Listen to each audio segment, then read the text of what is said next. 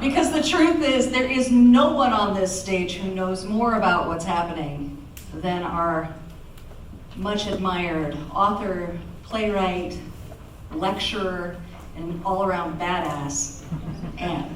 So thank you for coming back. Thank you for I have fallen in love with Sonoma. Well, we have fallen in love with you, for sure. Thanks, Peter.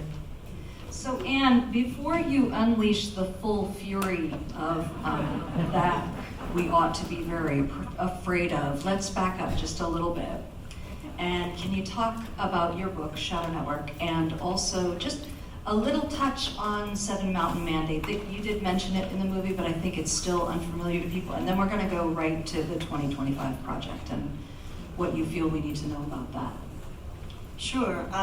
Well, as a native of Oklahoma who has lived on the East Coast for my adult life, I became aware of this movement some years ago when I visited family in Oklahoma, but at the time I thought it was just a local phenomenon with some conservative pastors on the radio. And then in 2016, I started to look more closely and to see that what I thought was a local movement was a regional and even a national movement that was starting with a very powerful media operation. Initially with what they call Christian radio, which of course originated here in California for the most part. Salem Media, which began south of here, and really used what they called Christian broadcasting as an arm of political propaganda. And it was part of a movement in which they used often poorly informed Christians as a stalking horse to take over the rest of the traditional Republican Party, which had been almost completely purged at this point. So there are many traditional Republicans who don't know what happened to them or to the party that they used to vote for. It's a party of extremism, it's a party of violence, it's a party of violent rhetoric, and a lot of them describe themselves as politically homeless. I dropped everything in the rest of my life to write Shadow Network. I wrote it very quickly, but I researched it very heavily and I describe it as lifting up the hood and shining a light on the engine to see how the gears mesh. And until people understand, and this goes with, to my esteemed colleagues at the New York Times, that when Trump addressed the Council for National Policy, they described it as a conservative organization. They describe Turning Point USA as a grassroots organization, right? They don't attend, either they have not informed themselves or they haven't wanted to identify this as an umbrella operation of networked organizations that fund each other, that publicize each other, that use each other's leadership to accomplish their political tasks. And until you understand that, you can't challenge it. And you can't challenge the incredibly destructive policies that they seek to impose on the rest of us. So, on to Project 2025. So just a show of hands here, how many of you are familiar with Project 2025? So maybe half. And I recognize that Sonoma is an unusually well-informed, educated town, and yet half of you may not have heard of this, which Well, is... here's something I can promise. None of us have read the 900 pages. Not a single, raise your hand if you have. All right.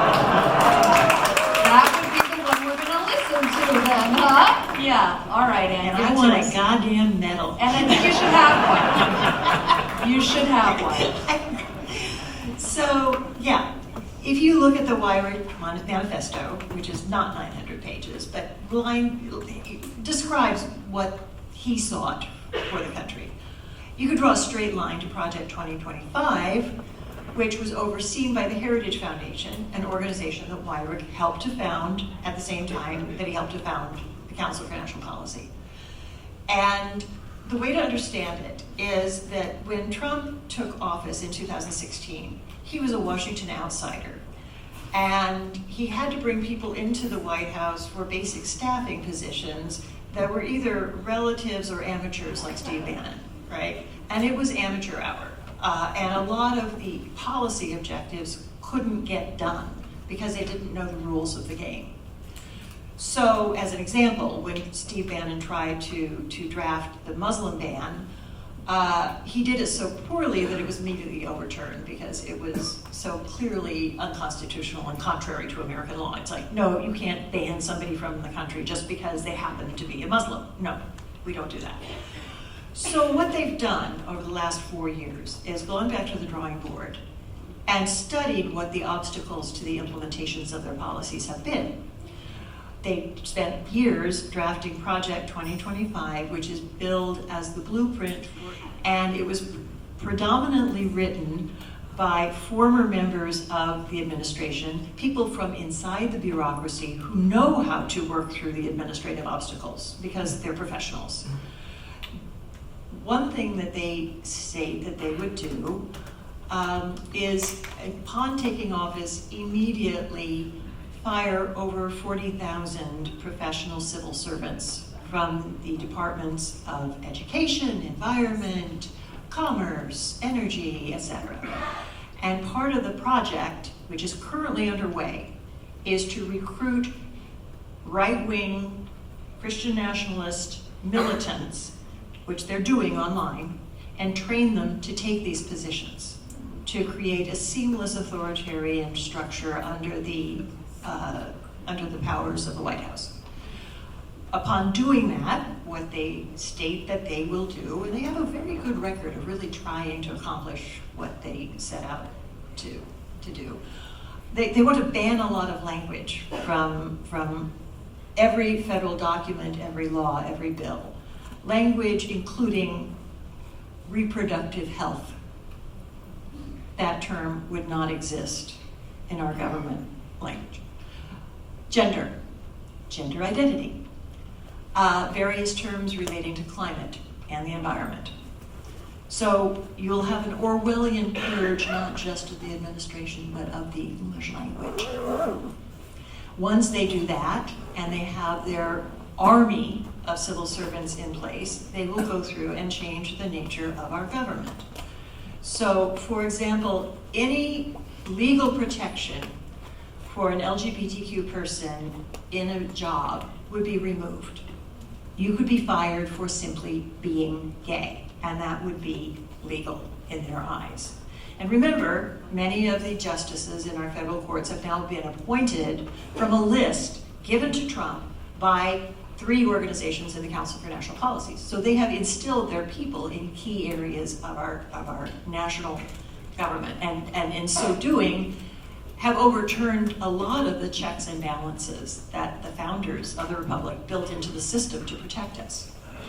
They would withdraw the United States from the Paris Climate Accords. They would overturn the Endangered Species Act, because who needs endangered species? They would overturn clean air and clean water provisions. They would actually close down the Environmental Protection Agency, along with various other federal agencies. They would not allow the Department of Agriculture to monitor food safety, because who needs that?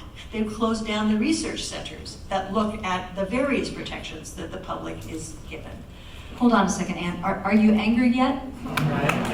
Okay. So, well, we have a national news media that says that what we are facing is a choice between 2 old white men. What we are actually facing is one political party which is deeply flawed and often ineffective, but committed to the continuance of the form of democracy that we have practiced for several hundred years. And along with that, the idea that you have elections, you can improve it. You can amend it. The people have a say. And on the other hand, you have an authoritarian structure that is being offered to the American voter that says we will instill an authoritarian ethos. We will install a strong man in the White House who will have the ability to command the Department of Justice, to whom the FBI will be answerable. And by the way, something else that the Project 2025 wants to do is remove the FBI's ability to monitor disinformation, especially before election cycles. That's, I read it. Oh, and by the way, it wants to he wants to withdraw the United States from NATO because some of the security cooperation we should have is with regions that include, quote, the Russia region. So this is the vision that they have for us, and there are legions of American voters who don't know that that is what is on the table. And if they end up choosing it, they will live with the consequences. And you've done sort of a synopsis of your understanding of it. Where can people find that? So yes, I read the 900 pages, I took notes, and I created a Cliff Notes version for the average citizen, which can be found by Googling Ann Nelson, Washington Spectator, and Project 2025. And it's 10 points, including some of the elements I mentioned and some other ones. There are other news organizations that cover it in various ways. The outrage in it, another element is that the Center for Disease Controls would not be able to advise that school children get vaccinations. That would no longer be part of their role. So the Centers for Disease Control would no longer control disease, if it exists at all. So you could go into the 900 pages and pull out an entire treatment just about the environmental degradation that it would bring about. It's actually just a massive green light for the fossil fuel industries, saying, drill, drill, drill, burn, burn, burn, and climate be damned. In practically so many words. But you could go into women's rights, you could go into LGBT rights, you could go into education, you could go into any subject and find that our lives would not be better. And you made a very compelling connection this afternoon at lunch, using your daughter as an example. Would you be willing to share that? Sure. I have a beautiful 33-year-old daughter who is getting married next month. Congratulations. And I have two elderly parents in their 90s in Oklahoma. Our daughter and her fiancé would like to have a child. And if she gets pregnant, she will not be able to visit her ailing grandparents, because if something in the pregnancy goes wrong, such as an ectopic pregnancy, the doctors in Oklahoma, in some cases, would be basically pressed to allow her to die rather than to perform a life-saving procedure.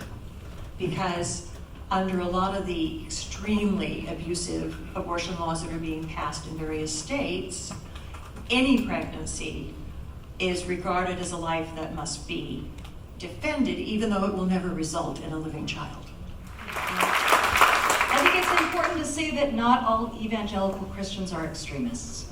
It needs to be said. Absolutely. Right? That there are significant groups of evangelical Christians who are resisting the hostile takeover of American Christianity, and there are evangelical Christians who believe that the mission of Jesus was to heal and not harm. Right? So it's important for another faith leader who identifies as a progressive Christian to acknowledge that one group of Christians cannot demonize another group of Christians just because they don't like you. Well, I think that the film represents the dangers of any form of demonization. Yeah. But I will say this. One of my previous books, which is going to be reissued in July, is Red Orchestra, which is the story of anti-Nazi resistance circles in Berlin. And in researching it over 8 or 9 years, I was very struck by what I learned about German Christians. So you had some who were complicit with the Nazis, and when they sent troops into Russia where they slaughtered Jews and others by the millions, they had belt buckles that said, Gott mit uns, God is with us. You had Christians, including the hierarchy of both the Catholic and the Lutheran churches, who were very jealous of guarding their property and worked hand in hand with the Nazis, turned a blind eye to the deportations. You had Christians like Dietrich Bonhoeffer, who formed a branch of the Lutheran Church that was a resisting anti-Nazi branch, and there was also a group of Mormons, young Mormons, who were also in a resistance circle.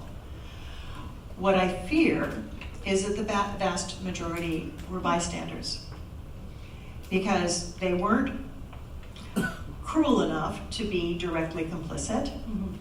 They weren't brave enough to stand up and resist or to protect the people who were getting hurt. They were the bystanders because it was not perhaps to their advantage to get involved. So they watched. And I found that in writing about this period in history, that is the part that was terrifying to me. The people who were paralyzed by fear, by laziness, by the busyness of life. And they could see the signs, the steps taking place, 33, 34, 35, the Nuremberg laws, 36, 38, the invasion of Poland, right? And they couldn't figure out a way to engage.